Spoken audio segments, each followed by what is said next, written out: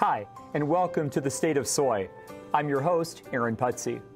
Today in our inaugural broadcast, we can think of no topic more important than, you guessed it, trade. For almost 9 months now, a dispute between the U.S. and China, our largest customer of soybeans, has festered. The roller coaster ride has featured deepening angst between Washington and Beijing, then meetings between the leadership of both countries, then rumors of new purchase agreements and a market upturn, followed all too soon by lackluster buying and lower prices, and then another week begins with similar events. The results? U.S. soybean sales to China off more than 90%. Domestic soybean prices that continue to slide, a potential decline of 4 million plus acres planted to soybeans predicted in 2019, and it could be even more than that, and farmer balance sheets that, well, aren't balancing, and you get the picture. Joining in today's program to discuss these matters and what the future may hold for this crop year and beyond are three people well versed on trade, China, and the economics of soybeans. Lindsay Greiner serves as president of the Iowa Soybean Association. First elected to the Iowa Soybean Board in 2015, Lindsay farms with his family near Keota in southeast Iowa, managing a diversified farming operation that includes soybeans, corn, and pigs. Kirk Leeds serves as Chief Executive Officer of the Iowa Soybean Association. It's a role that he's served now for more than 25 years. Combined with more than 25 trips to China, Kirk has a unique understanding of the U.S.-China relationship, our history, and what's at stake if the current trade dispute is not resolved and resolved quickly. And Matt Campbell is a risk management consultant with INTL FCStone. He offices out of West Des Moines with areas of emphasis including grains, oilseeds, and renewable fuels. INTL FCStone provides clients across the globe with a comprehensive range of customized financial services and tools to help protect their margins and manage volatility. So with that, welcome, gentlemen, to our discussion here today. Thank you. Now I'm going to start with you, Lindsay, as the farmer, the only farmer here on our panel who's farming full-time today. Kind of a two-part question. You know, first, how have you been impacted directly by this ongoing trade dispute, and how optimistic are you that we're going to see a resolution here to this dispute within the next 2 months? Well, it's impacted our farm in a couple of ways. It's impacted soybean prices, of course. So we're looking at about $2 a bushel less for soybeans this year than we were a year ago. So that's a hurt. Now that you can't blame that all on a trade war. You can blame part of it on we just grew the largest soybean crop in the history of the United States agriculture. So that affects us. I'm in the process of trying to build a machine shed right now. So steel has had a huge impact on farming and farm machinery, steel on machine sheds. The price of this building is probably $20,000 more today than it would have been a year ago. So really, it's kind of two-pronged, not only a reduction in prices for what you're trying to sell, but an increase in some of the things that you need to pay for. Absolutely, yeah. And you know, I'm not alone. I'm not any different than any other farmer. It's affected all of us. It's affected our bottom line. So it's affected your bottom line. Has it changed the way that you're thinking about what you're going to put in the ground here come spring? Well, for me, not really. And I don't think it's going to affect a lot of what farmers in Iowa will do when springtime comes. There might be some minor changes. I think that the weather is going to dictate, but I think for the most part in Iowa, we're a corn and soybean state. We're set up to grow corn and soybeans. We're not going to see huge acreage shifts. We may see a slight shift on individual farms, maybe a little more corn and a little less beans.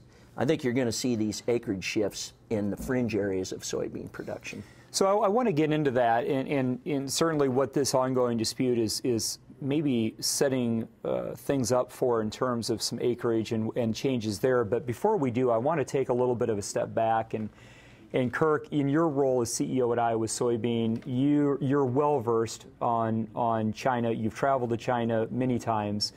You, at the very beginning of this, when this first began back in March of 2018, you were warning about what happens if this trade dispute, if a tariff situation evolves to the point where both sides dig in, and you talked about an anti-Americanism sentiment. So I want you to first share a little bit about what you want people to know about China and the people of China and the way the government operates, and then a little bit about that anti-Americanism sentiment and the negative long-term impact it could have.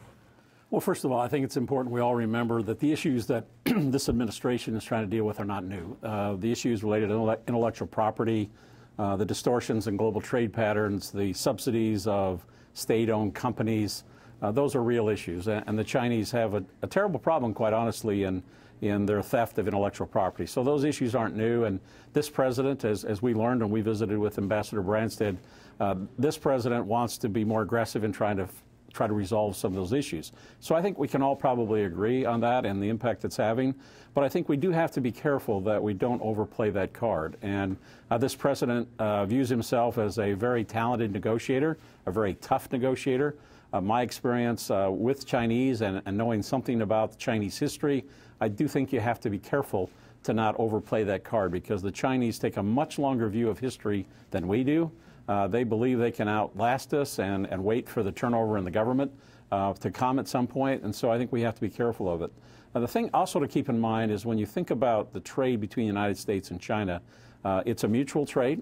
We buy things from Chinese, they buy from us, but you have to understand the impact of social media. And I think many Americans think that there's no social media in China. There's 1 billion people on social media in China, but the reality is it's controlled by the government, it's filters in place. And what I worry about is if the Chinese government began to encourage Chinese citizens to take an anti-American approach on buying U.S. products, as they have with Japan and Korea at various times, then I think you could see a significant impact on U.S. sales of soybeans, certainly, but I think a broad array of U.S. products. So, you know, the long-term consequences of the current trade dispute are what concern me more than the short-term variances we're seeing in the marketplace. So do the buyers, and you know, for more than 3 decades now, you know, Iowa and U.S. soybean farmers put a lot of time and effort into building and developing the relationships, and now here we are. Do you feel that we've done some irreparable damage with relationships in China, or is this something where if we can get past this logjam of rhetoric and this true dispute, and we're back to doing business again, will we let bygones be bygones, or is this going to sit for a while? Well, people may move on, but they will not forget. I think the days of us selling 30 to 34 million metric tons of soybeans from the U.S. to China are over. I personally believe that if we can get 50 to 60% of this market back over time, that's probably as good as it's going to get. I don't think the Chinese are going to allow themselves to be this dependent on the U.S., and I think we've already seen South America is going to continue to ramp up. There are other places in the world that are going to ramp up soybean production. So in the long term, is it bad for the U.S. to be less dependent on China for the demand for soybeans? Probably not, but it's going to be a painful adjustment. And right now, we are the warehouse of the world. We're the only ones with soybeans left, and I think we're going to continue to play that role, which means in many cases we're the residual supplier, which means we probably get a little less price than perhaps other suppliers. So I think there are long-term consequences. And which is a shift, moving from a primary supplier to a residual supplier. And, you know, that's a big shift. And speaking of shift, you know, we're looking at a 2019 growing season that's going to be here before we know it, Matt. And I know INTL FCStone has done a lot of work to be quantifying, you know, what may be needed, as you have put it. Soybeans need a fix. Right. And so what do you mean by that? Well, Lindsay alluded to it at the beginning, just talking about, you know, the problem isn't necessarily a trade war. It starts with overproduction. We're just building carryouts year on year. We've seen that escalate. Without a trade war, we'd still be talking about probably the largest ending supply of stocks in history. So you need to start the process of curtailing some acreage. And that's really where we are heading into 2019, is we've just got too much supply. We have to see that shift. Ironically, the timing is good because we could use some extra corn acres right now. The corn stocks are starting to come the other direction. So shifting 4 million acres of soybeans into corn is probably not, you know, an option. It really needs to take place. And the problem is the market financially is not showing that incentive to growers. And so we're still at this logjam. We're not. What do you mean by that, that it's not showing the incentive? The prices aren't low enough yet? They're not, in my opinion, they're not, whether it's high or low, they're relatively speaking, beans are not a discount enough to a grower to incentivize corn production more so than what we've seen in the past, recent past. So to get an acreage shift of 4 to 5 million acres is not anything we've seen very often. We've seen in 2007 at kind of the height of the ethanol boom. Since then, you've seen just moderate rotational style acreage shifts, and this year you need something that's more, serious, and that's just not where we see things with bean futures, where they are versus corn futures. So, Matt, is another way to look at that is that there is probably a need for less soybeans, but the market's really not crying for much more corn. And so Secretary Perdue has said, farmers always respond to market signals and will change, crop planting intentions. But what are we going to go to, particularly here in the Midwest? We can talk about the fringe areas of soybean belt, as we would call it, but where is that demand going to come from to get that kind of price signal that you think we're going to need to get the 4 to 5 million bushel shift? So that's acre shift. That's a big question. Where does the to me it's more of the fundamentals drive the price type of a thing, and you just see the market finding more willing buyers and less willing sellers at certain levels.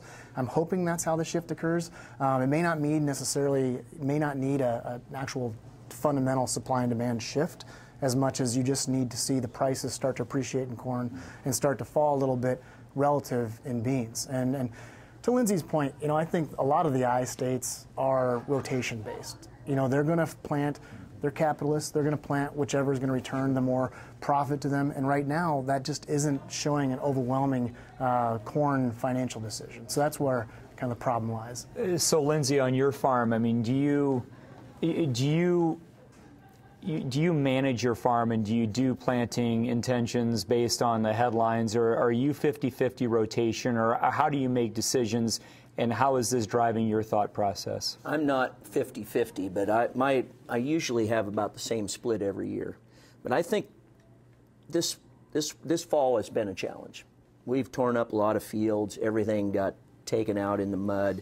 We're muddy. We're wet right now. We're going into spring, and people are they're gonna go buy their seed. They're gonna buy their chemicals. They're gonna plan on this certain amount of rotation between corn and beans. But what could affect these decisions is what kind of a spring do we have. If we have a good spring, a good dry spring with a long planting window, we're going to plant more corn, because I think the market's going to eventually show us that corn is a better deal than beans. If we have a continued wet period, and we go into spring and we have a hard time getting corn in, we're going to have just as many or more beans next year if we can't get corn planted by the 1st of June. I think the other wild card, though, is what's going on in South America. As we're recording this, the South American crop, it looks like it's getting smaller. And, as you've been there, they need rain much more consistently than we do, given the nature of their soil. So if that continues to reduce the projected size of the South American crop, I think it'll balance a little bit. But I think you're absolutely right. This was a tough fall. Kirk, I told somebody yesterday, our crop, we haven't even planted yet, and our crop's getting smaller. Absolutely. Because we've damaged fields, we've created compaction, we've cut ruts, we're extremely wet. There is no way that we're going to raise the same kind of crop next year that we raised this year. So no shortage of implications due to this ongoing trade dispute. Right after this break, we're going to dive into talking a little bit about where Iowa soybean farmers are going from here, and certainly what we're seeing in terms of market development and the opportunity to do business with other customers that perhaps up to this point have taken a back seat to China. We'll discuss that right after this.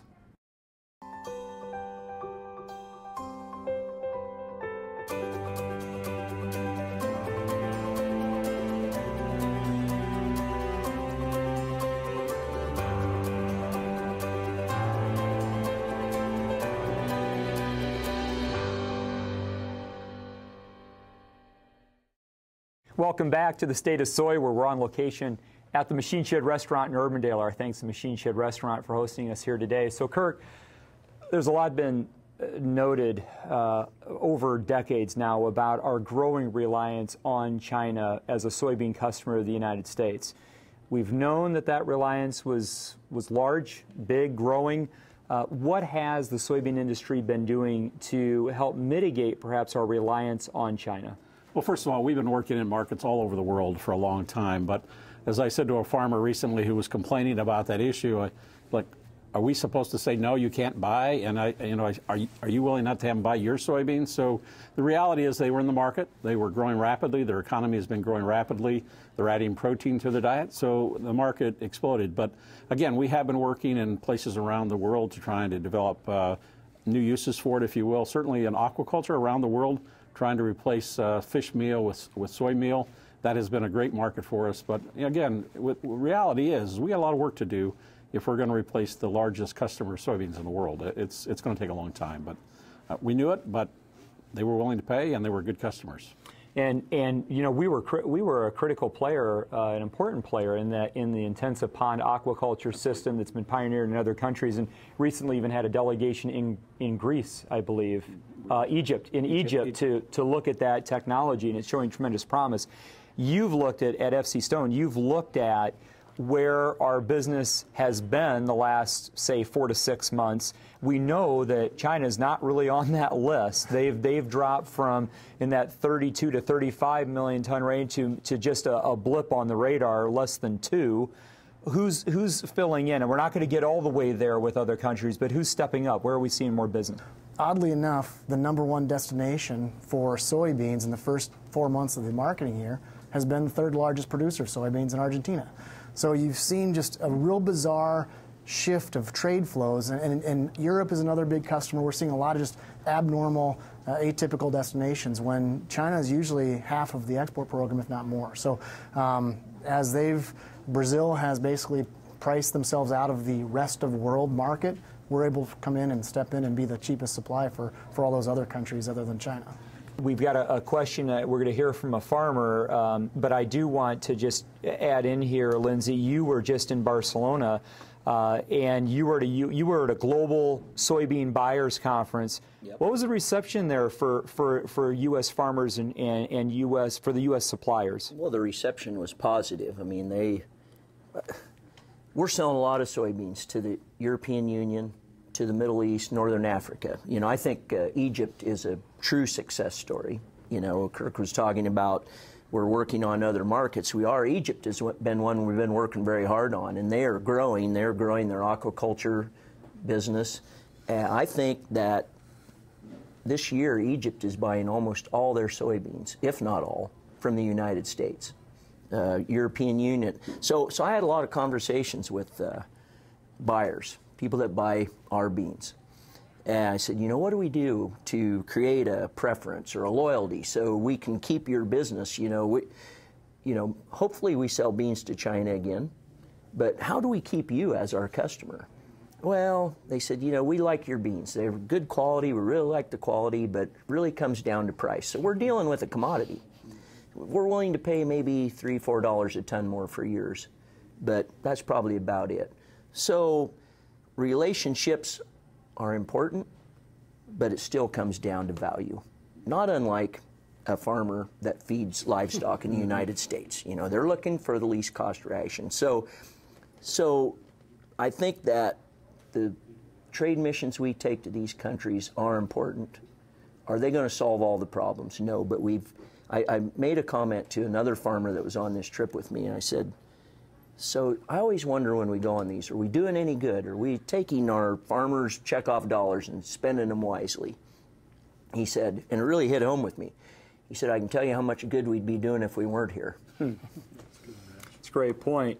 The State of Soy spends a lot of time in the field. That's where we're going to go now for our next question. As we've seen in recent months, abundant production coupled with some trade dispute issues has really affected soybean producer profitability. Do you see value-added uses, or for that matter, anything else that in the future will reduce our dependency on exports?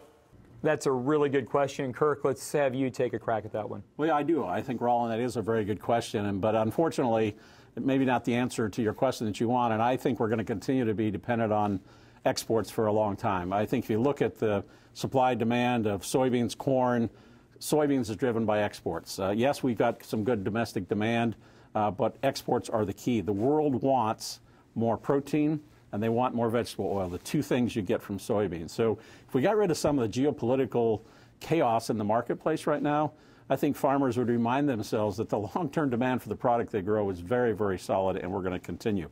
We will look domestically, certainly. We are looking at ways to try to capture intrinsic value of soybeans for, you know, the various uses from livestock feeds, aquaculture, those kinds of things. There may be some way to capture some value, high oleic oil, but again, unfortunately, this is going to be a struggle and a competitive world trying to meet the demand for protein and oil, I think, for the foreseeable future. And I'd agree. Like, the export program still probably is where you're going to see your long-term growth. However, the domestic market's nothing to really sneeze at. We've had probably the longest stretch of positive margins for the soy crush industry we've ever seen. They've seen all-time record high profit margins the last year. Certainly seen an uptick in the last few weeks as well. I think that there's room for the U.S. domestic crush to increase. It's been pretty level for the last few years, so hopefully you could add just a few more, you know, even 100 million more bushel consumption would help out soothe some of the stock situation on the domestic balance sheet. And from your vantage point, Lindsay, as president of the Iowa Soybean Association, see anything that gives you that reason for optimism, or what we can be doing to perhaps bring a little bit of some positive momentum into what's right now just a challenging time in the soybean market? Well, I am positive. Kirk mentioned that you know, population grows, people's standard of livings improve, people eat better. So yeah, I'm positive about the future. Let's face it, farming is a business of ups and downs, markets, whatever, prices. Things go up and down. They go in cycles. You have good times, and then you have times that aren't so good. We're going to make it through this. We're going to be fine. I did have a question for Matt, though. Earlier he mentioned that Argentina was the leading importer of United States soybeans.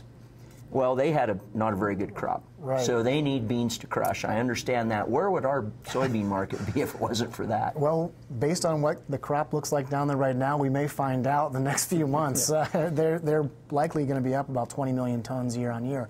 But it is true. You know, you talk about all the things hitting at one time. With the trade war, you've got a real odd arbitrage situation with Argentina needing soybeans to crush, so they're bringing in U.S. beans and selling product out. I would think we'd be, obviously, if you had added another 20 million tons onto last year's balance sheet, you'd probably be 50 cents to 70 cents cheaper than where we are right now on the board. Yeah. One question you go along with that. Okay, crushing margins have been really strong. Is there anything we can do as an industry to increase our market share in the soybean meal market? You know, for lack of a better term, take some business away from Argentina and let's ship soybean meal to other places in the world. You know, that's a great question. I mean, the Argentina exports about 4 times the amount of meal that we export. You know, that's not a major destination. A lot of ours is consumed domestically. So oddly enough, maybe the market really is an export market for meal.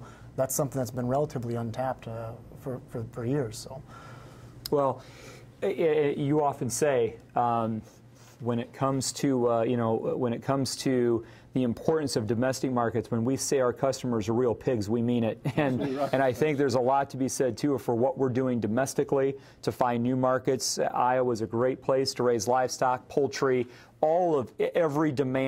every piece of demand that we can have right now is critical. So let's wrap with a quick lightning round and some one-word responses here, or just some very short responses. And I've got a couple of teed up here. First, on a scale of 1 to 10, with 10 being very likely and 1 not a shot, what's the likelihood that we'll have this trade dispute resolved by March 1st? Matt? 6. 8. 3. But I want to clarify, because you said one word. 3, but publicly it'll be stated as it's resolved. But the reason I give it a 3 is this is going to be going on for a long time. Change my answer to that. Well, I persuaded you. Yeah, See, and it very well could be that by March 1st, there's simply a decision. We're not going to proceed with any additional tariffs, but we need more time to work this thing out. So if you're talking about window dressing, an 8. If you're talking about a real resolution of the deep-bedded issues, I'd be optimistic at 3. This lightning round is really moving along. Yeah. So the next one up. Which country, I'll start with Kirk, which country holds the most promise over the next 1 to 3 years as a destination for growing soybean exports? Well, I think the EU is certainly going to be a market for us. It's a large market. If the Chinese continue to pay a premium for Brazilian soybeans, I think the EU is. You've already mentioned North Africa. That's another big market, I think. I think Egypt, because I think you could see crushing capacity grow in Egypt, and they're going to supply the Middle East and Northern Africa with their soybean needs. I'm going to cop out. I'm going to say China. That's really the market. 65% of the world beans go to China. I think that without them, if they're not growing, the U.S. export program is going to have a tough time growing. You know, I should have rephrased that and made sure you cannot choose China. I know. That was a loophole. Good response. I know you got a lightning rod. Are we going to get all the market back in China? I'm with Lindsay. I think the price, absent of tariffs, once everything's resolved, hopefully, the 3 hopefully goes to a 6 at some point. But once there's resolution, I'm guessing we're going to start to see it go back. And you're right. One other one here, which best describes the change in U.S. soybean acreage looking ahead into 2019 compared to 2018? Are we down significantly, down just a little bit, or relatively no change? Lindsay? Down a little bit. Down a little bit. A little bit. I don't think it'll be much shift. You want to quantify that in terms of the number of acres? I'm going to say 2 to 3 million out of beans, and it needs to be more like 4 or 5. All right, last light, and this is, I saved the toughest for last year. Right. Knowing all about your pedigrees here and where you hail from, which college basketball team in Iowa finishes with the best record in their conference? Is it Iowa State or Iowa? Go State. Easy. Iowa State. This is easy. Iowa State. And I'm going with Iowa, so I'm going to go. I'm going to go down in flames probably on that one, but I'm going to go with Hawkeyes anyway. Well, you know, with that, we'll need to leave our conversation there. This concludes this edition of the State of Soy, and we're glad that you've tuned in for our discussion. I want to thank our panelists, Lindsay Greiner, Kirk, Leeds, and Matt Campbell. Not the Matt Campbell, Matt Campbell, speaking of Iowa State, from INTL FCStone, and also to the Machine Shed Restaurant in Urbandale for hosting us. For more information about the issues we've discussed here today, please engage with us online at iasoybeans.com. You can also find us on Facebook, Twitter, YouTube, and Instagram. And of course, send me your feedback, your comments, your questions. Your input is valued and appreciated. Join us next month for a conversation about policy issues impacting the state of soy, from biofuels to water quality and to the Farm Bill rollout. So until then, the very best to you from the Iowa Soybean Association.